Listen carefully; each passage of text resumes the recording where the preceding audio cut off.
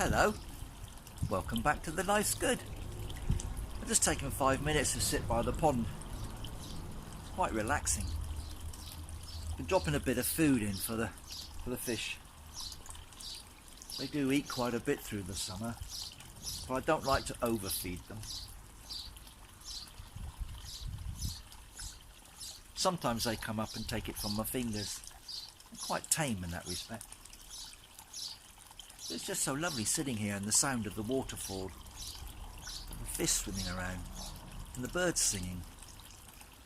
It's just a nice refrain from life's hecticness. Well, a lot's been happening down on the garden, or down on the plot. Got quite a few things there that I want to show you. I've been a bit busy the last week and haven't had a chance to make a video, so you're probably feeling a little bit out of touch with what's going on here. So follow me down to the plot and I'll give you a little catch up on what's been happening. I'll see you down there in a minute.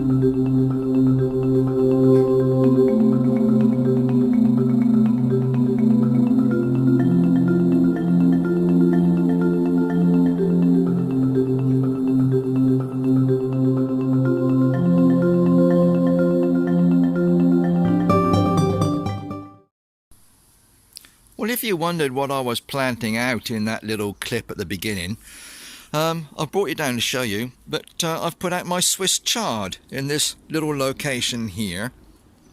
Now this is where I had my original crop of radishes, my first crop of radishes this year, and they've long been taken and eaten, and I just put a dressing of compost on top of the soil just to freshen it up a bit, and I've now planted out my chard, and as you can see there's all different colours in here. This particular clump here is nearly all red.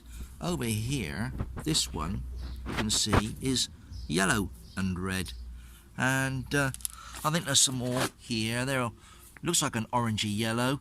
They do come up different colours. You just got a clump over here, there's a red and a yellow in there, and there's a more of a pink one further back.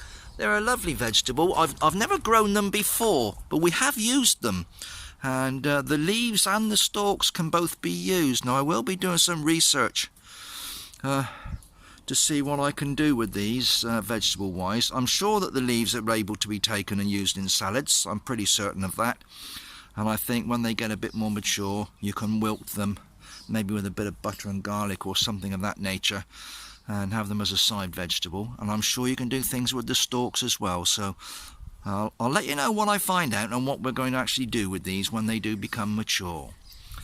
Now I'm going to turn you around and show you over by my raspberries, because there's a lot of excitement over there now. Well, this is all quite exciting for me, guys, because a couple of years back I think I explained to you that we had a particularly nasty storm, and it took down this back fence. The whole lot went, posts, rails, panels, the whole lot. And I originally had my raspberry canes here attached to wires attached to that fence. Well, unfortunately when the fence went, it ripped all the raspberries out and did a lot of damage just before the fruits were due to develop. So I lost my crop that year, and I've taken some cuttings or canes and rooted them on and potted them on and put them back in the ground along this fence line. And this year now, for the first time since the storm, if I just turn you around a little bit, you can see the hedge of raspberries goes down there. It goes all the way down to the far end of the fence there, and up to, you see behind me, this area in the corner next to this small shed. So this entire fence line now is a hedge of raspberries, and if you see here, we have got an abundance of fruit on here. The birds have been attacking them. There's a few gone to the birds, but we're going to crack on now and harvest these. These are absolutely delicious, very sweet and juicy, just right for what we need. We will probably store them in the freezer if we can't use them straight away, but they are delicious for making jam, and I do intend to make some raspberry wine this summer, and they're wonderful in pies and crumbles. Absolutely fantastic. Very pleased that we now have a crop of raspberries. First crop in over 2 years. So that's a monumental success and a milestone in my plot history. Well, I've just whizzed you around, guys, so you can see this. This is my hedge of peas while we're over this side. And these are absolutely laden with pea pods. Now, I'm not sure if some of the lower ones might in fact be ready for harvest. I'll just pull this one off. We'll give them an open so you can see what's in here. I've just pulled that pod off of these peas. This is the first picking. Now, they're not quite full size. You can see I've got small peas in there. Petit pois, I think they would call them. But there's an abundance of pods on here. They're almost there. Maybe another week, I would imagine, and these will be just about ready. Some of them feel fuller than others. If you give them a squeeze, you can just tell if there's any peas in there or not. But wonderful hedge of peas here, all coming on. I've still got flowers forming on the tops here. Some of these shoots are delicious. They're quite tender on the ends here. Beautiful taste of pea. So we've got little pods filling up, so we're looking forward to a canny harvest of peas from these. Well, this is the little fruit cage in the corner here that I put together using the timber that was actually the old fence that blew over in that storm. So I've salvaged some of the posts and a few bits and pieces, and I've knocked together this framework and clad it with netting to keep the birds out. We did lose a lot of currents and so on to the birds last year, so we're trying to avoid that this year. Now I'm going to try and take you in here very carefully. I don't want to shake you about too much. It's a bit difficult. I am holding you freehand, but I know that on some of these bushes, if I get round the back here, we come down here, guys, look at this. We have red currants, and looking forward to harvesting these this year and making jam and so on. And just taking you across to this corner on this bush over here, if I can find some. They're a bit disguised really, but on here you can just make these out. These are black currants. If I can put my hand in there, you get some idea of the size of them. They're actually quite big, juicy currants, these. And looking forward again to harvesting those. Again, for jams or wine, I have made some currant wine this year already, using the currants that we harvested last year, which we kept in the freezer. So we're looking forward to a little drop of wine made from the fruit. We've also made various jams using these currants.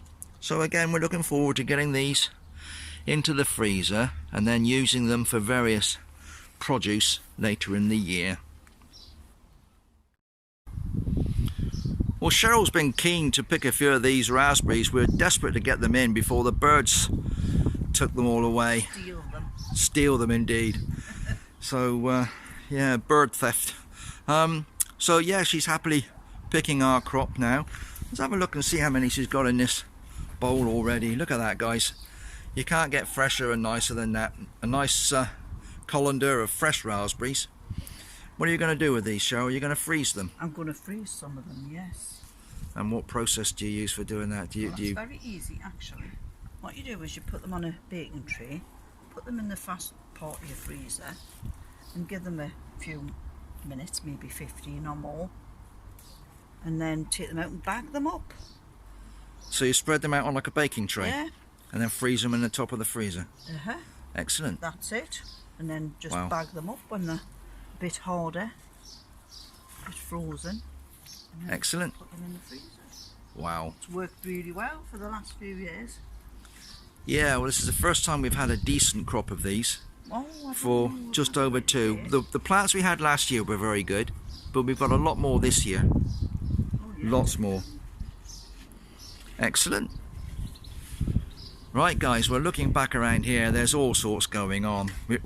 Looking back, we're actually in the opposite end of the garden now, so we're looking back up the hedge of raspberries, and this is the hedge of peas. And back over here we've got the lettuces. Behind those is the chard. And we'll just pop down and have a quick look at the shallots, because these are doing particularly well. They're certainly got a... I'm trying to get the angle right so you can see this, guys. If you look in here, some of these have got really big bulbs coming on now. It's a bit difficult to show you. The light's a bit strange. So if I can get over here where it's... There, look, see? Now, they're not quite fully bulbed, but they're getting there. They're starting to swell at the bottom. You can see right in the middle here, you've got individual. Where I've planted one onion set or shallot set, it's actually split. This one's actually split. You've got one coming up in the middle, 1, 2, 3, 4, and 5 on the outside. So there's actually 6 shallots in that one plant alone. So when these are ready for harvest, I'll lift those and dry them in the sun. And then we'll be topping, tailing and pickling those to have during the winter months. Over there is my my parsnips. Lovely row of spring onions, guys. Tucked in behind these slabs, which incidentally I haven't used yet. I haven't had the chance, but we'll get around to it. These spring onions in here. Now, they're actually amongst parsnips. So you can see here, I've got a parsnip here. There's another one here. There's a few more, but the ones on this side didn't seem to grow very well. And the ones at the back here, they've come on really well, even though Daisy the chicken did her best to destroy this little area. The parsnips have actually come through really well. They've survived that little attack and seem to be doing okay. I'm just looking underneath and there's a few crowns forming. If I can get you down under here, you can see where they're in the ground here. Just on the tops of these, you can just make out little white crowns of the parsnips, which is basically the top of the tap root that's going to go right down into the soil here. And it is quite soft, this soil, so I think they should be okay. And so we're looking forward to parsnips later in the winter, and particularly for our Christmas dinner.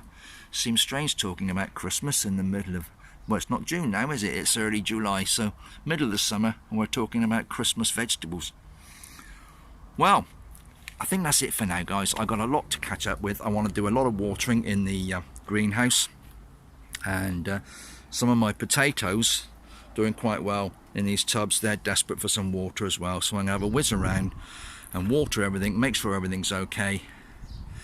And please come back soon. We'll see you again soon in the Life's Good, and I'll keep you updated with what's going on as best I can. And maybe we'll show you what Cheryl's up to with the raspberries as she puts them in the freezer. I think I've got to go and rescue her from my tripod. She's wrestling with that in the corner there. You okay there, Cheryl? Yes, I'm well just done. trying to get these big juicy ones over here. Yes, and it's all a bit cramped in here.